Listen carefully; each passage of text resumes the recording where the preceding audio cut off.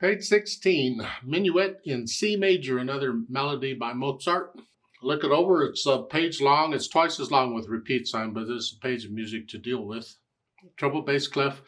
No sharps or flats in the key signatures. Well, it's in the title. It just tells you it's in C major. So do the scales, and if you're doing arpeggios, do those two for C major and A minor. 3/4 time, which makes sense. It's a minuet. Minuets are generally in 3/4 times. Now, I want to make sure I got a fingering that works well. So here, thumb here, on the right hand, just check it.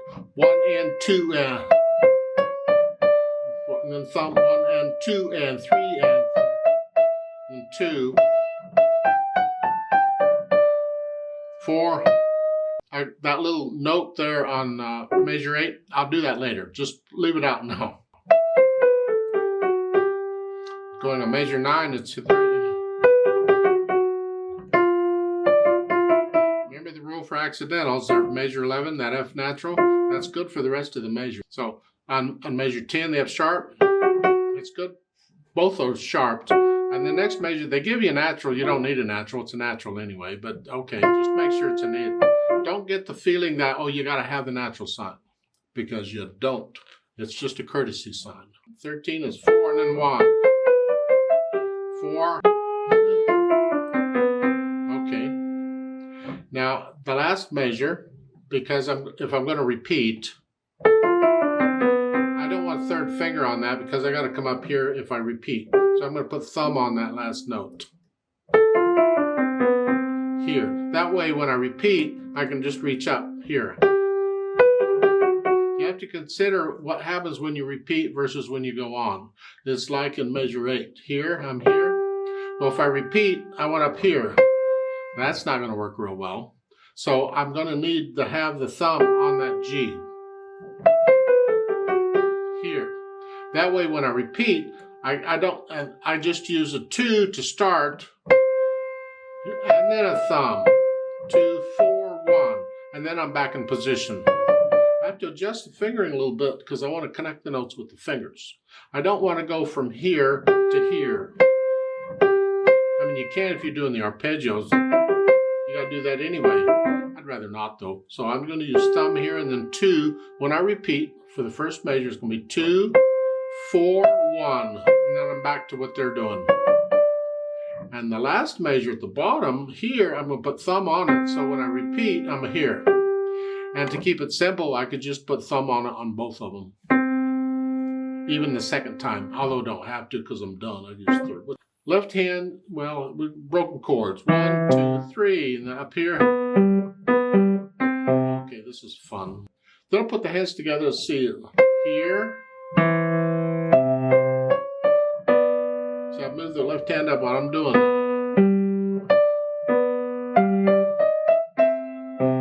Measure 5.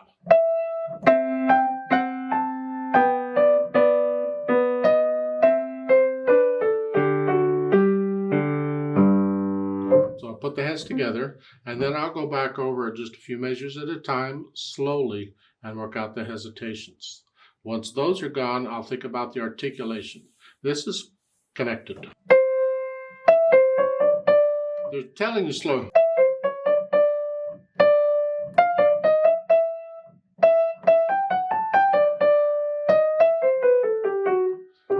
I think I would connect it.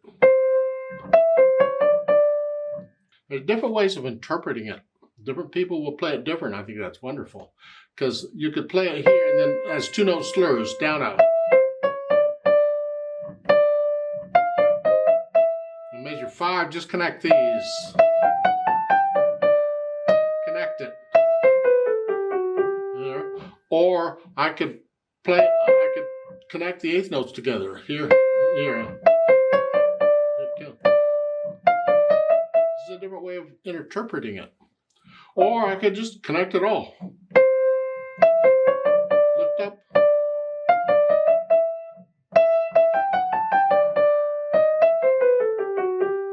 Different ways of interpreting it.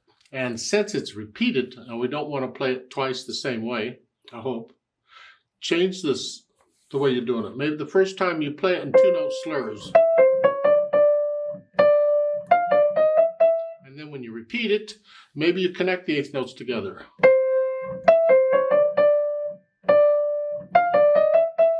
However, I think it's better, in my opinion, when you repeat it. The second time is a little fancier than the first time. So I think the first time, if I were going to change the slurring, I would connect the eighth notes together the first time. And then when I repeat it, then I do two-note slurs. To make it a little fancier? Yeah. And the same thing with the last two lines too. Now this ornament they stick in here on measure 8 and at the end. This little grace note thingy, it's not a grace note, it's an appoggiatura or whatever. But when you have a feeling of 3, 1, 2, 3, 1, 2, 3, 1, 2, 3, 1, 2, 3, and that comes on the first beat, even though it's a quarter note and you think it goes 1, 2, 3, no. It gets the first note gets the half note, and you resolve it with a quarter note. So it's 1, 2, 3. You linger on that extra note, then you resolve it. That's the whole effect. That's what they're after. So on the last two measures, the second line is ba, ba, ba, and then you come out. Same thing at the bottom. You linger on that note. So it gets if it's a feeling of 3, you linger on that little note for two of the 3. It gets 2/3 of the value, is what I'm saying. Now, once I do the articulation, I'll think about the dynamics. This soft, this, very soft here. Yeah. Measure 9 is loud. Now, you're not going to play the first 2 lines at soft and the last 2 lines at loud. Ugh. You're in that area. You can get louder and softer as you feel it. I saw, maybe I go ba-da-da-da-da, crescendo, then back down, down, put a little swell on those. No, feel it. Experiment with the dynamics and the feeling, and so you're not playing it exactly the same level, because give it to a computer, they can do that. It's just note, note, note, no, no, no, no, and it sounds nice if you like hearing notes, but there's no emotion to it. That's where we come in. The speed, just in the middle, 1, 2, 3, 1, 2, somewhere, and of course the natural accents, 1, 2, 3, 1, 2, 3, throughout.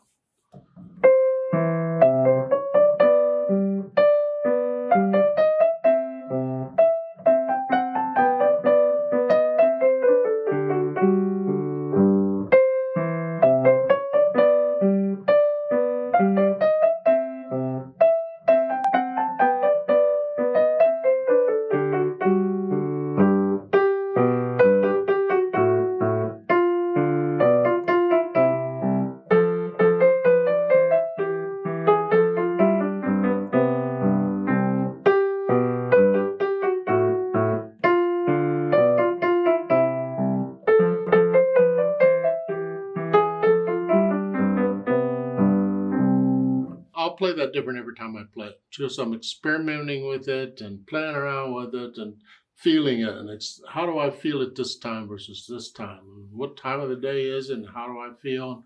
How much coffee or beer have I had?